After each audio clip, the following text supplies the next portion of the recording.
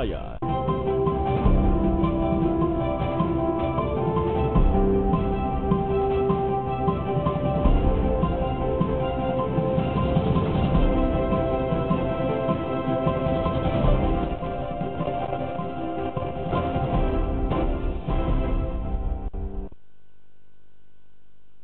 Selamat pagi.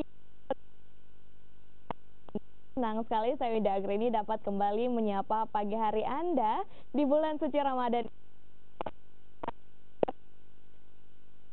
Nah, di bulan Ramadan pastinya merupakan momentum para pedagang untuk mencari rezeki. Berbagai makanan seperti takjil berbuka puasa dijajakan di berbagai tempat di Kota Makassar. Namun, masyarakat juga harus berhati-hati, saudara, karena tidak semua makanan yang dijual terbilang sehat. Lalu, bagaimana pengawasan yang dilakukan oleh BPOM Sulawesi Selatan dan seperti apakah makanan ataupun takjil yang tidak sehat itu? Sudah hadir di studio Sapa Sulsel pada pagi hari ini Bapak Hans G. Kakerisa selaku Kepala Badan Pengawasan Obat dan Makanan Provinsi Sulawesi Selatan. Selamat pagi. Pagi Winda. Baik. Nah, di bulan Ramadan ini kan kita biasa menemukan berbagai pedagang di pinggir jalan begitu menjual takjil ataupun di pasar begitu, banyak sekali takjil, dan katanya BPOM sendiri sudah melakukan sidak di sejumlah tempat di Kota Makassar. Apa hasilnya, Pak? Ya, jadi Mbak Winda maupun pemirsa, ada dua kegiatan utama yang dilakukan oleh Badan POM dalam menyambut bulan suci Ramadan. Seperti yang tadi sudah Winda sampaikan bahwa banyak sekali kebutuhan masyarakat, penjualan pun meningkat. Nah, dua hal itu, yang pertama intensifikasi pengawasan pangan olahan. Jadi di toko-toko, di supermarket, di warung-warung, di kios-kios itu kan banyak sekali itu ada tawaran-tawaran. Nah, kita melaksanakan intensifikasi supaya masyarakat terlindungi dari pangan-pangan yang mungkin saja bisa daluarsa, bisa rusak, kemudian tanpa izin edar. Nah, itu pangan olahan. Sementara untuk takjil ini kan sepanjang jalan tuh di Mapanyuki, di Pabembain itu kan banyak. Nah, kita melaksanakan pengawasan terhadap keamanannya. Apakah takjil itu dia betul-betul dia sehat, dia tidak mengandung bahan berbahaya seperti pewarna yang dilarang, pemanis yang dilarang, kemudian juga mungkin bahan-bahan tambahan yang berbahaya. Oke, tapi dari hasil sidak kemarin, apa hasilnya, Pak? Apakah ada ditemukan makanan kadaluarsa kah ataupun makanan yang tidak sehat atau bagaimana?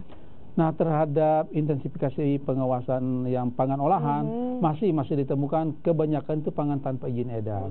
Nah, ada juga beberapa yang daluarsa, tetapi jumlahnya dari waktu ke waktu sebenarnya menurun karena masyarakat mulai pintar kan.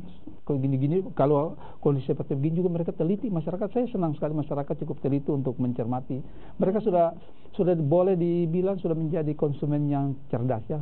Dia cukup teliti sehingga untuk mereka aman dari pangan-pangan seperti begitu. Tetapi pelaku usaha, sebenarnya pelaku usaha lah yang pertama harus melaksanakan pengawasan. Apa dia jual ini aman atau tidak. Tapi sidak kemarin di mana saja nih, Pak, yang dilakukan sidak? Di pasar tradisional kah atau di pinggir-pinggir jalan gitu? Kan banyak sekali penjual takjil Ramadan nih selama bulan Ramadan ini. Kalau takjil, kami di Makassar ini kan banyak sentra penjual takjil. Di Mapanyuki, di Pabembain, kemudian di Makassar bagian utara itu banyak kan di pinggir-pinggir jalan itu.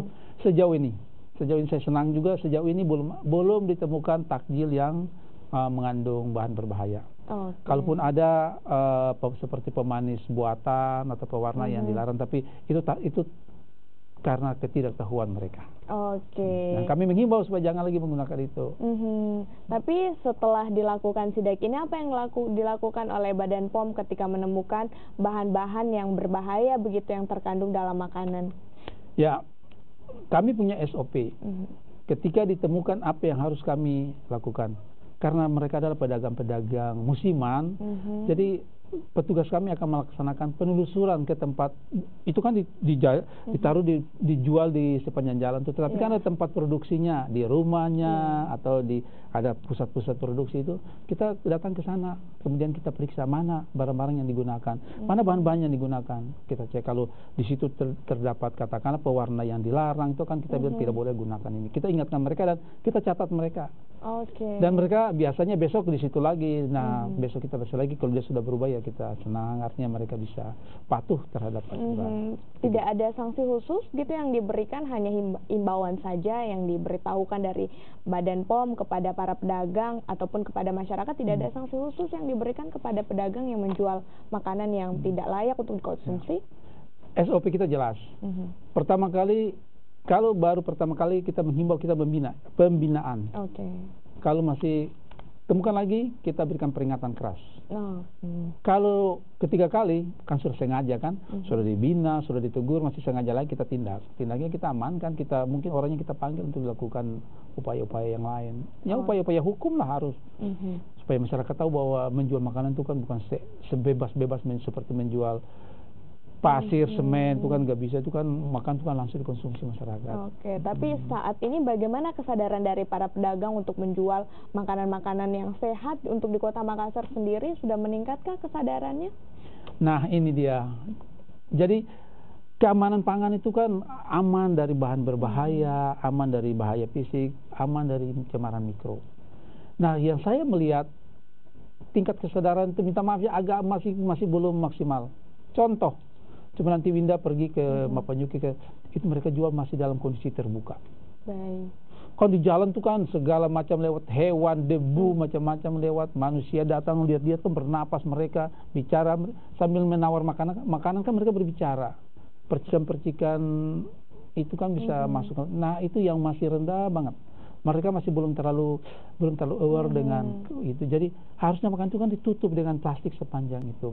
Jadi lalat tidak tahan. Jadi bahaya mikro itu terus menjadi ancaman pada makanan-makanan yang dijual di pinggir jalan itu. Baik, sebenarnya kebersihan juga ini harus menjadi hal utama juga ya untuk dalam menjual makanan itu sendiri. Tapi kan biasa nih Pak, masyarakat juga tidak mengetahui yang mana kemudian makanan yang layak dikonsumsi, makanan yang mengandung zat pewarna misalkan untuk takjil sendiri. Bagaimana untuk membedakan hal ini Pak? Oke, kita kembali ke yang tadi dulu. Memang tingkat kesadaran masyarakat paling penting dalam melaksanakan pengawasan. Jadi harusnya kalau pembinaan itu artinya atau dilakukan oleh masyarakat, begitu mereka melihat makanan terbuka, harusnya kan asal tidak mau beli makanan di situ. Itu penting itu, sehingga pelaku usaha otomatis dia saya mesti tutup, saya mesti ini. Nah, kemudian kalau sudah itu terjadi, artinya minimal untuk mencegah kontaminasi mikro. Keamanan pangan tuh dalam makanan jajanan tuh yang paling pertama tuh mikrobiologi, pencemaran mikroba itu paling pertama sekali. Nah, tadi pertanyaannya Winda, bagaimana sih membedakan yang aman sama tidak aman? Memang makanya Badan Pengawas Obat dan Makanan tuh harus turunkan. Ada zat-zat kimia tuh tidak bisa diketahui oleh masyarakat, nggak bisa. Jadi kami turun tuh dengan mobil lab, kita eksekusi di lapangan. Jadi bahan-bahan kita punya laboratorium itu bisa menguji sampai 8-9 parameter yang umum diuji di lapangan itu. Jadi kalau sudah ada, jadi pada saat diperiksa di lapangan ditemukan produk-produk bahan-bahan kimia yang dilarang, kita eksekusi langsung, minimal jangan dijual. Tapi kan ada cara mudah nih, ciri-ciri khusus dalam makanan itu sendiri yang terlihat dari mata kita seperti itu, ataupun tercium dari aromanya bahwa ini makanan yang tidak bagus ataupun makanan tidak aman. Sekali lagi saya sampaikan, untuk mendeteksi di dalam makanan itu katakanlah ada borak, ada formalin, ada itu sulit saya sampaikan, agak sulit untuk masyarakat. Tetapi kalau organoleptis, organoleptis itu manusia, orang bisa mencium, bisa yang tadi Winda bilang tuh, kan bau, warna, rasa, dan penampilan itu kan bisa terdeteksi. Kan kalau makanan kan sudah mulai agak berbau kan, yang santan misalnya, yang makanan bersantan, kalau dia sudah mulai berlendir, berbusa, itu kan jangan. Jadi orang juga, masyarakat juga harus mempunyai kemampuan untuk melindungi diri, tahu mana yang aman untuk dirinya, mana yang tidak. Jangan, saya selalu sampaikan, jangan pernah ragu-ragu untuk menolak makanan apapun itu, karena kan uang kita punya hak untuk membeli. Kita wajib membayar, tetapi kalau kita punya hak dulu yang pertama, harus saya sebagai konsumen saya mesti mendapat makanan yang aman, yang layak. Baik, gitu, jadi pedagang juga sadar untuk menjual makanan yang sehat, begitupun juga masyarakat harus sadar. Begitu, harus mengetahui juga dan melihat bagaimana sih untuk produksi makanan itu sendiri, bagaimana kebersihannya dan tingkat keamanannya, karena kan kita bayar nih, kita pasti juga ingin sehat kan, sehat, ingin aman makanan itu. Nah, saudara, kita akan melanjutkan perbincangan ini usai jeda, tetaplah bersama kami di Sapa Sulsel.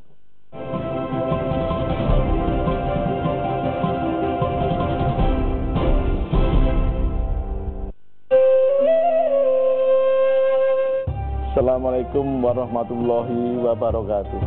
Saya Dr. Sumarsono, MDM, penjabat Gubernur Sulawesi Selatan, beserta keluarga mengucapkan selamat menunaikan ibadah puasa Ramadan 1439 Hijriah.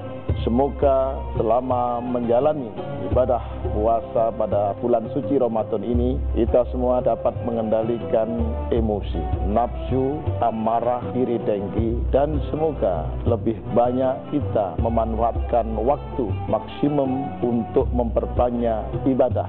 Pada saat bulan Ramadan kali ini, kita sedang bersamaan dengan tahapan Pilkada Serentak 2018 di Sulawesi Selatan. Oleh karena itu, saya ingin mengingatkan, pilihan boleh berbeda, tapi jangan sampai rasa kekeluargaan dan persaudaraan terpecah belah hanya karena pilihan yang berbeda. Terima kasih. Wassalamualaikum warahmatullahi wabarakatuh.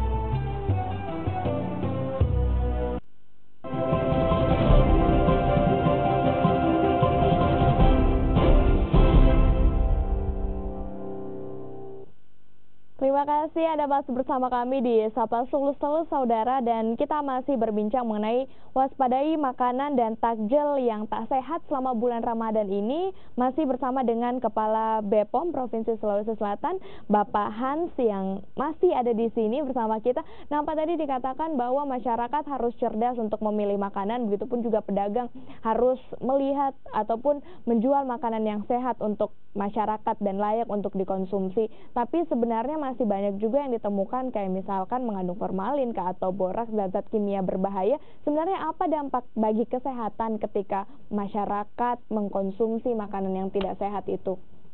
Ya, jadi Winda, sebenarnya dampak terhadap kesehatan dari makanan yang tidak sehat itu ada dampak seketika, tetapi juga ada dampak jangka panjang, yang dampak kronis.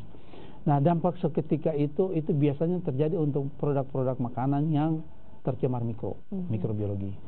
Jadi kalau kita makan, beberapa saat kemudian, entah setengah jam, 1 jam, mulai diare, mulai mencret, muntah, dan sebagainya. Itu dampak-dampak mikroba itu cepat. Jadi langsung kita tahu bahwa, oh, makanan tadi tercemar. Kadang baunya masih bagus, tapi kan mikroba sudah di dalam itu. Itu dampak terhadap cemaran mikroba. Tetapi yang sebenarnya yang lebih berbahaya dampak-dampak kimia. Dampak kimia itu tidak akan terdeteksi dalam waktu 1 bulan, 2 bulan, 1 tahun, bahkan nanti sudah katakanlah sudah pada umur sekian, sudah jadi generasi, sudah jadi pekerja, mulai muncul ada kelainan pada usus, ada kelainan pada hati, sudah kanker, gagal ginjal, sumbatan pada usus. Jadi sebenarnya seperti diare yang sering terjadi itu kan orang hanya mengatasinya dengan, ya, kadang-kadang dengan mengatasi secara tradisional, minum teh teh yang pekat, macam-macam. Itu dampak pencegahan sesaat, tetapi di dalam usus itu kan koloni mikroba itu kan mulai terkumpul, lama-lama kan mulai menyerang jaringan. Jadi sebenarnya kadang-kadang masyarakat bilang, apa sih dampaknya kalau saya makan itu? Memang pada saat itu belum berdampak, tapi tunggu penyakit-penyakit aneh kan mulai muncul. Coba Winda cek berapa ratus orang yang cuci darah per hari sekarang di Sulawesi Selatan. Antri karena sudah itu akan mengkonsumsi produk-produk makanan yang sangat berbahaya itu. Makanya kadang-kadang orang melihat tidak ada masalah, kan cuma mengandung boraks sekali makan. Iya, tapi di dalam tubuh itu dia tidak keluar, dia tertimbun dalam hati, tertimbun di ginjal, merusak jaringan itu. Jaringan itu perlahan-lahan lama-lama kalau 30% organ ginjal sudah kena, atau 30% mulai gagal fungsi-fungsi vital itu.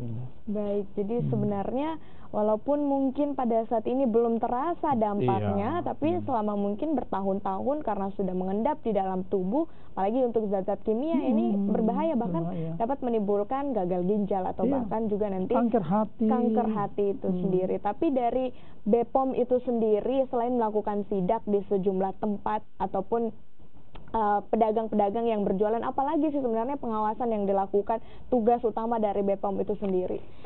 Ya, jadi secara keseluruhan kita pembinaan lewat KIE, komunikasi, informasi, edukasi, kita laksanakan penyuluhan-penyuluhan keamanan pangan. Kemudian kami juga melaksanakan pelayanan publik bagi masyarakat yang ingin mendapat informasi dan sebagainya. Kemudian kita melaksanakan pengawasan secara rutin. Badan POM itu kan Badan Pengawas Obat dan Makanan.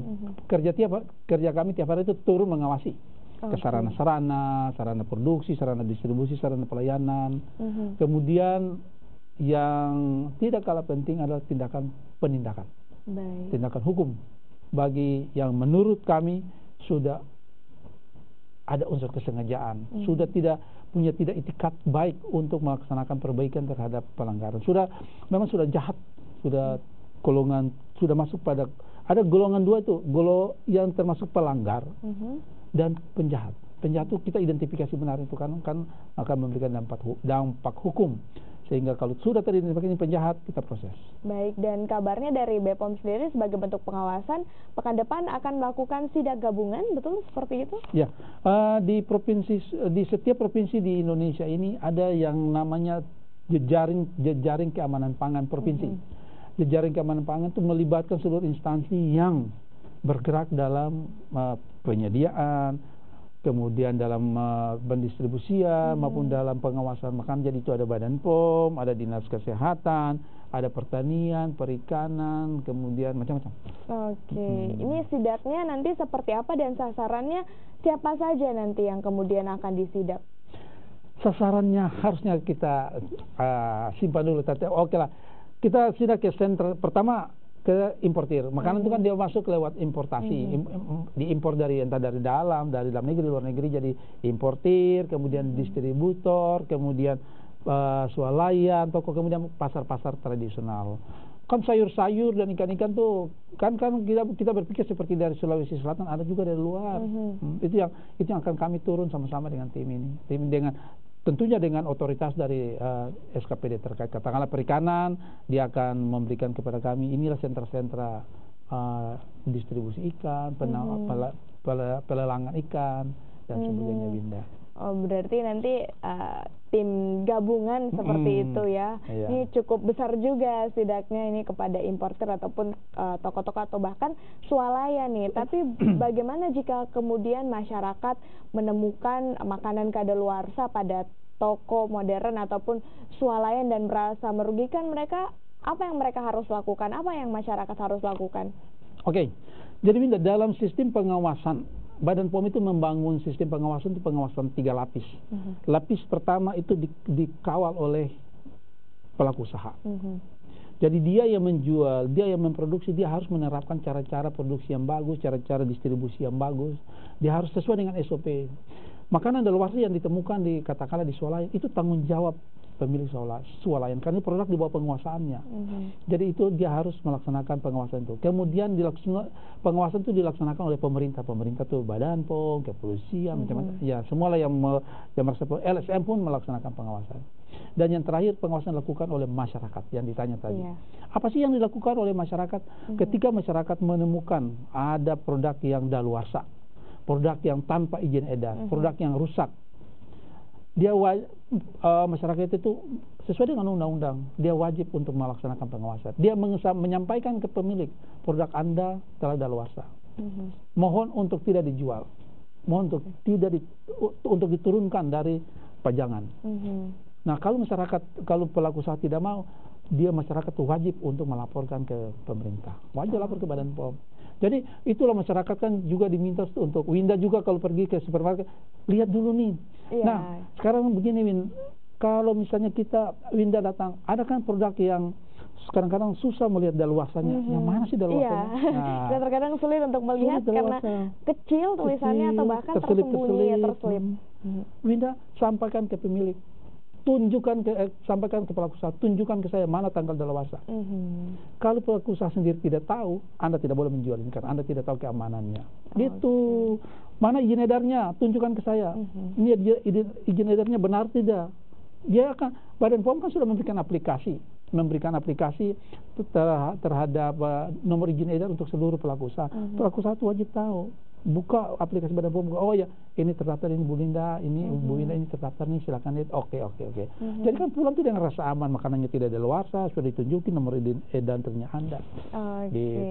Jadi pelaku usahanya harus bekerja sama dong pastinya dengan para pembeli ataupun masyarakat untuk sama-sama melihat, wah ini kadaluarsanya mana nih, yang mana, tanggal berapa harus wajib. Jadi pelaku masyarakat tuh wajib mendapat informasi, selain kalau bisa dilihat sendiri ya syukur, tapi kalau tidak bisa menemukan itu wajib bertanya ke pemilik pelaku usaha di situ, dan pelaku usaha wajib menunjukkan tuh nih. Tapi rata-rata di Sulawesi di supermarket itu mereka tahu, oh ini Pak, lihatnya sini kan tiap hari mereka gitu. Jadi sejauh ini aman ya, begitu. Nah terakhir nih Pak, imbauan kepada masyarakat untuk tetap mengkonsumsi makanan yang sehat apalagi di bulan Ramadan ini, dan juga khususnya untuk para pedagang, pelaku-pelaku usaha untuk menjual makanan yang layak untuk dikonsumsi bagi masyarakat. Silakan. Oke. Untuk masyarakat nih, kebutuhan yang banyak, ingat, cek kemasan. Apakah kemasan dalam kemasan yang baik, masih bagus, tidak rusak. Kemudian label, baca label. Banyak hal yang bisa dibaca di label. L. Kemudian I, cek izin edar. Produk harus mempunyai izin edar. Ada makanan, ada MD, ada ML. Kemudian yang terakhir kadaluarsa. Jadi cek kemasan, kemudian label, kemudian izin edar dan daluarsa. Baik, itu kan untuk makanan berkemasan nih Pak. Tapi kalau misalkan makanan rumahan, produk rumahan seperti kue ataupun makanan yang dikonsumsi sehari-hari, bagaimana? Takjil, takjil Ramadan. Yakinlah bahwa produk yang Anda beli itu aman menurut Anda, ditutup, tidak tercemar oleh katakanlah tidak tercemar oleh hewan, lalat, debu dan sebagainya. Dan perhatikan baik-baik, jangan pernah beli makanan yang Anda sendiri tidak yakin ini aman. Kan lihat, kita bisa lihat, kok makanannya aneh-aneh, makanannya kok warnanya seperti gini, jangan beli. Makanan itu banyak pilihan, Linda. Kita tidak makan ini, bisa makan itu. Lain kalau obat kadang-kadang tidak punya pilihan. Jadi yakinlah bahwa produk yang ibu bapak beli itu produk yang aman, di makanan-makanan siap saji, istilah kita makanan siap singkat saji. Nih Pak, untuk para pelaku usaha ataupun pedagang, apa imbauan dari BPOM? Kami menghimbau kepada pelaku usaha, baik pelaku usaha pada sarana-sarana modern maupun sarana-sarana tradisional, agar menjual makanan-makanan yang aman, makanan-makanan yang bermutu, makanan-makanan yang tidak memberikan dampak pada kesehatan masyarakat.